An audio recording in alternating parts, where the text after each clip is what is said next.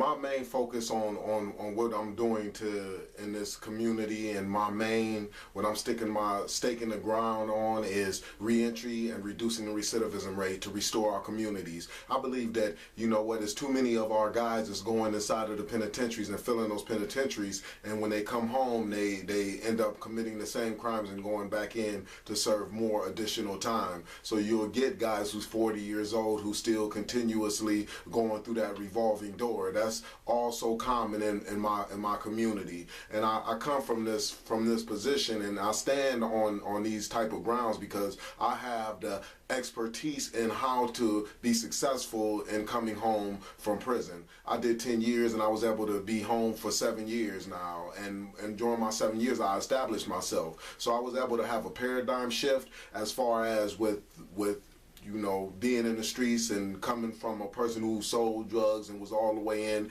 10 toes deep, and I was in that game, and I switched it after I came home from prison, and I've been working ever since, and I then established myself in society. I then established my credit. I solidified myself inside of my family, inside of my family's lives and things like that, and built up a beautiful work history to where I can give referrals to other people to get hired. And I can also say, hey, this guy is a felon, so you can hire him because this is a felon that is about his business. And how do I know? Because I'm a felon that's about my business, and I can tell and I can see it in them. So they trust that. My employer that I'm at right now, they trust that. So which starts within organization. That's my main focus, is to be able to get in there and get guys this information and let them know that, hey, you can be more than what they say that you are as far as being an institutional number. My number was 355-519, and that's what I tell them guys. I say, I got my freedom papers now. And that's just reality of it. I mean, this is the modern day slavery, right? I mean, when you see the wages that's getting paid inside of the penitentiary now, I mean, that's what slavery was all about. And this is something that's similar to slavery. And if you look in the Constitution, I tell these guys it's just all about education to get them to have that paradigm shift.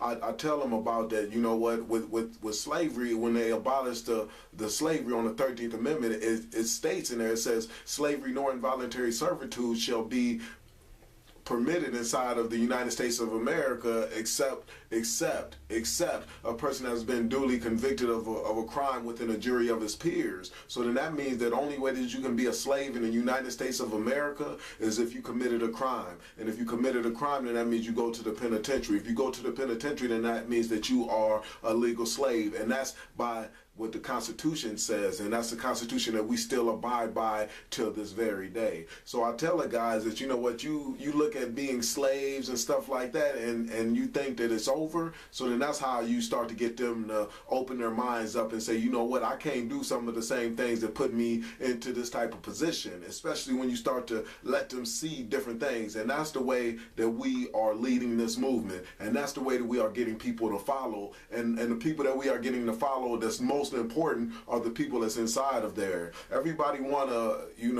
push this movement about reducing the recidivism rate, but not include the people who are inside of the penitentiaries and the people that are affected by it the most. So they want to have everything set up and don't even consult with the people who they are dealing with. So then they'll come up with this grand program and then say, hey, this is something for you, and this is something that you can do, and this is something that's going to catapult you into greatness, into the future, and things like that. And then come to find out it's not enough to help motivate them. And why are they not motivated? Because there's no direction inside of those programs. Only thing that they see is that, hey, there's nothing that's going to come about this except for me have a real nice resume and things like that. But am I going to have employment? Seriously? Because that's what we see. And I say we because I was the person who came home from the penitentiary, and I went through these programs that these organizations offer, and it's like, at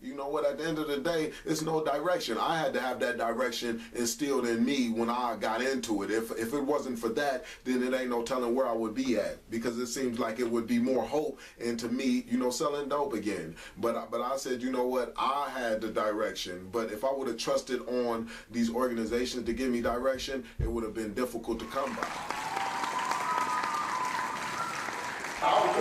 still an opportunity, no matter if you capitalize on it or not. For you, it'll just get classified as a missed opportunity. Opportunity is still opportunity.